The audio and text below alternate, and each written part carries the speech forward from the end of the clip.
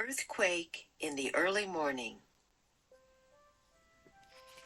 Chapter 1. Tweet, Tweet. Jack sat up in bed. He stared out his window. The sky was dark gray. The sun would be rising soon. "It's almost time," he whispered to himself. The day before in the magic treehouse, Morgan's note had said, "Come back tomorrow in the early morning." Jack jumped out of bed. He put on his jeans and t-shirt. Then he grabbed his backpack and crept out into the hall. Jack peeked into Annie's room. She wasn't there. He slipped downstairs and out the front door. Annie was sitting on the porch steps. Jack sat down beside her. "What are you doing?" he asked. "I was waiting for the birds to start singing," said Annie. "Then I was going to wake you up." Jack and Annie watched the sky go from dark gray to light gray. Then the birds began their song. "Tweet, tweet," said Annie. Without another word, Jack and Annie left their porch. They headed up their street to the Frog Creek woods. It was cool beneath the trees. Jack and Annie hurried through the woods to the rope ladder. It hung from the tallest oak. At the top of the oak was the magic treehouse. They climbed up into the treehouse. It was barely light inside. Annie picked up the note lying on the floor. She held it up to the window and read aloud. "Dear Jack and Annie, Camelot is in trouble. To save the kingdom, please find these 4 special kinds of writing from my library. Something to follow, something to send, something to learn, something to lend. Thank you, Morgan." Jack took a deep breath. "Okay," he said. "We have our first special writing, a list from the Civil War." "We have the second," said Annie, "a letter from the Revolutionary War." "We have the third," said Jack, "a poem from a pioneer schoolhouse." "Now we just need one more," said Annie. "I wonder why we have to find these special writings from Morgan's library," said Jack. "How are they going to save Camelot?" "I don't know," said Annie. "But let's get going so we can solve the mystery. Where's our research book?" They looked around the treehouse. Their Pennsylvania book, the book that always brought them home, was lying in the corner. Beside it was another book. Annie picked it up. "This is it," she said softly. She showed the book's cover to Jack. It said, "San Francisco, California, 1906. "California," said Jack. "I've always wanted to go to California." "Me too," said Annie. She laughed. "I guess I told Miss Neely the truth after all." "Yeah," said Jack, smiling. The magic treehouse had taken them to a pioneer school in their last adventure. There, Annie had told the teacher, Miss Neely, that they were on their way to California. Annie pointed at the cover of the California book.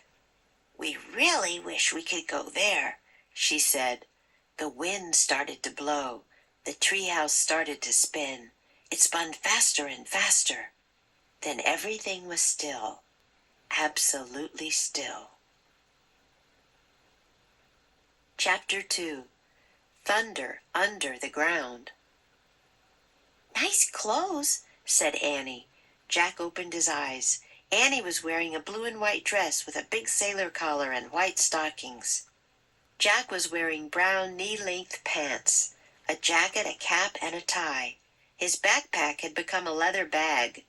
He and Annie both wore short lace-up boots. A church bell started to ring.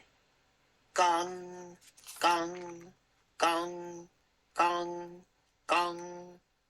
"It rang 5 times, said Jack. "It must be 5 in the morning." "Yeah," said Annie. She was looking out the window. Jack looked with her. The early morning air felt fresh and cool. The treehouse had landed in a tree at the bottom of a hill.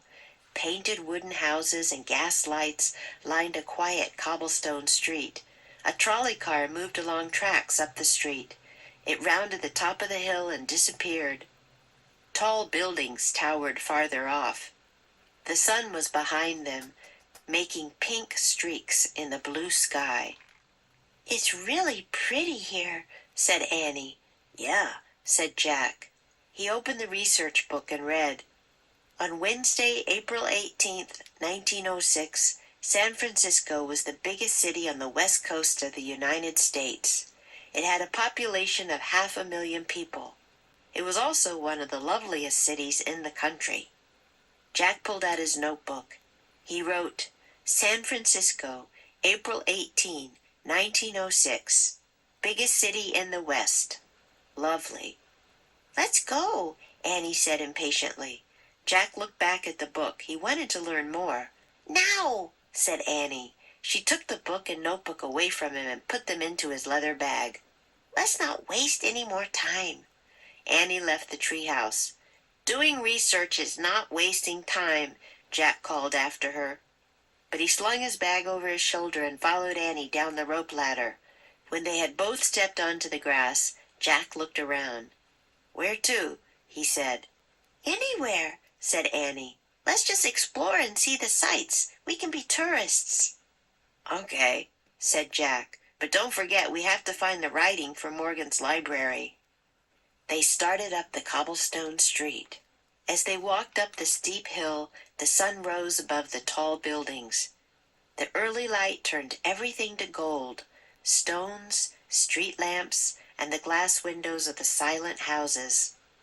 "It's so quiet and peaceful," said Annie. "Yeah, everyone must still be sleeping," said Jack. Suddenly, out of the quiet, came a deep rumbling noise. Jack stopped. He grabbed Annie's arm. "What's that?" he said. The noise got louder. It sounded like thunder coming from under the ground. The earth started shaking. Church bells clanged wildly. The whole street began to move. The cobblestones rolled like waves on the ocean. "What's happening?" Annie cried. Chimneys fell off roofs. Gas lights toppled over. Bricks crashed to the street. "Get down!" shouted Jack. "Cover your head!" Jack and Annie crouched on the ground with their arms over their heads. All around them was rumbling, clanging, crashing, and breaking. Then the world grew still. The rumbling stopped. Jack and Annie raised their heads. The air was filled with dust. "It's over," said Jack. "That must have been an earthquake," said Annie.